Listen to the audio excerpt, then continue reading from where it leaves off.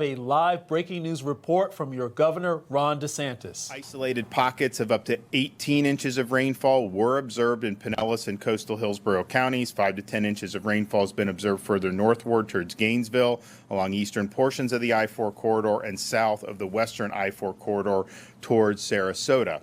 Several rivers reached major flood stage, and major flooding continues along portions of the Hillsborough River, St. Johns River, and Little Wekiva River. Water levels are forecast to continue rising along northeast and west central Florida rivers and waterways, with many forecasts to remain within or reach moderate to flood stage over the next day or so.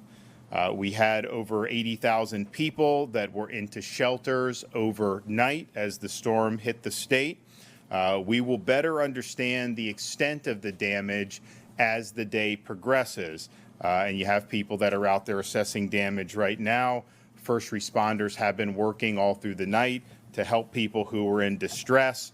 And what we can say is the storm was significant, but thankfully this was not the worst case scenario. The storm did weaken before landfall, and the storm surge, as initially reported, has not been as significant overall as what was observed for Hurricane Helene. Right now, it looks like Sarasota County had the most significant storm surge, likely somewhere between 8 to 10 feet. And remember, with Helene, we had 15 to 20 feet up in Taylor County. Rescue missions have been underway throughout the night. State search and rescue teams report at least 48 individuals have been rescued as of 0630. National Guard search and rescue teams have worked overnight and successfully executed rescues of families and pets on the West Coast and from the destruction of the tornadoes in the central and eastern parts of Florida. The Guard continues to work into the morning and have 31 rescue aircraft operational and hundreds of rescuers engaged in over 125 active missions in 26 different counties. Over 6,500 soldiers are deployed throughout the state. Florida Fish and Wildlife Commission has made land and water rescues in Pinellas, Hillsborough, and Pasco County.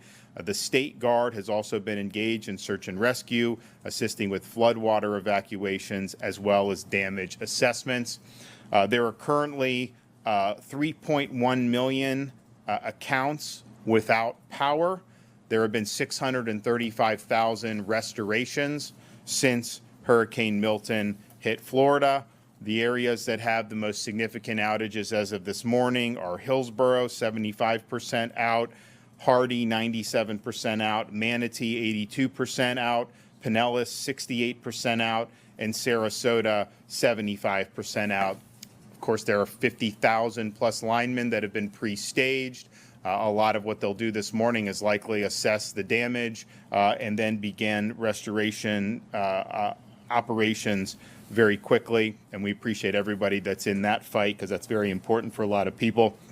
Cut and toss have begun at first light by the Florida Department of Transportation. 328 crews are active in the field with over 350 pieces of heavy equipment and trucks.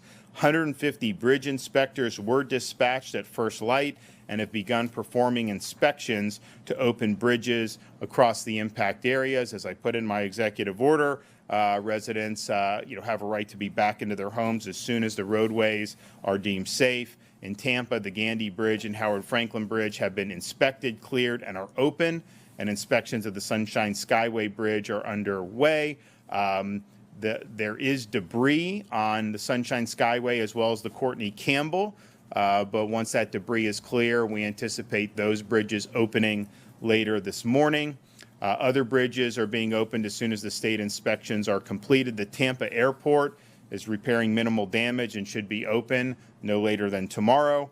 Seaports are awaiting Coast Guard channel surveys to reopen waterside, but as of now, our initial assessments is they will likely be able to resume operations very quickly. We still have a lot of school closures for today. I think Floridians should just keep in contact with their local officials about what that's going to be. I would imagine a lot of the schools that were not necessarily in the direct path of the storm will be open tomorrow. It may take a few more days for some of the places that were harder hit. Now, as you survey damage and clean up, please be cautious of hazards. We have post-storm fatalities almost every storm, and a lot of these fatalities are avoidable. So please be cautious of downed power lines. Don't touch them. Don't remove tree debris that may be entangled with down power lines. Standing water can conceal down power lines and other hazards, so please be mindful and never walk through storm waters. Standing storm waters can also carry a bacteria that can lead to fatal infections. This type of infection was responsible for a fatality following Hurricane Helene, so please avoid wading through standing water. Please use proper ladder safety. Please use proper generator safety. Do not operate the generator inside your home. It must be outside, a safe distance from doors and windows. Visit Florida's emergency accommodation modules on Expedia and Priceline will remain available for those who are returning to their homes which were evacuated during the storm and sustained damage or in need of other type of shelter. So these models will continue to provide real-time hotel availability and lodging resources, making the experience easier for users. If traffic lights are out in your area, please drive with caution and treat each light as you would a four-way stop. And also remember, if you're going to use a chainsaw, be very careful with that. We have mishaps on that after every storm. We are extending the Hope Florida line for another 2 weeks at 24 hours, 7 days a week. So if you need assistance or resources post-storm, you can call 1-833-GET-HOPE, 1-833-GET-HOPE. Hope Florida's disaster arm, Activate Hope, is a program designed to help people find help following a disaster such as a hurricane. So you can call the Hope line. You can also visit the Hope bus, which will be in some of these areas very soon, and there'll be announcements about that. Florida Commerce and the State Emergency Response Team activated the Business Damage Assessment Survey in response to Hurricane Milton. Business owners can self-report physical and economic damage caused by the storm. Businesses can complete the survey online at floridadisaster.biz, floridadisaster.biz. Florida Commerce has also activated the Small Business Emergency Bridge Loan Program. We have $50 million available to Florida small businesses, and it's a zero interest loan, very flexible repayment options. You can apply for loans of up to $50,000 through the program. Loans of up to $100,000 are available for agriculture and aquaculture small businesses, and loans of $150,000 are available for citrus and cattle operations. Again, these are short-term zero-interest loan. You get the cash in your hand.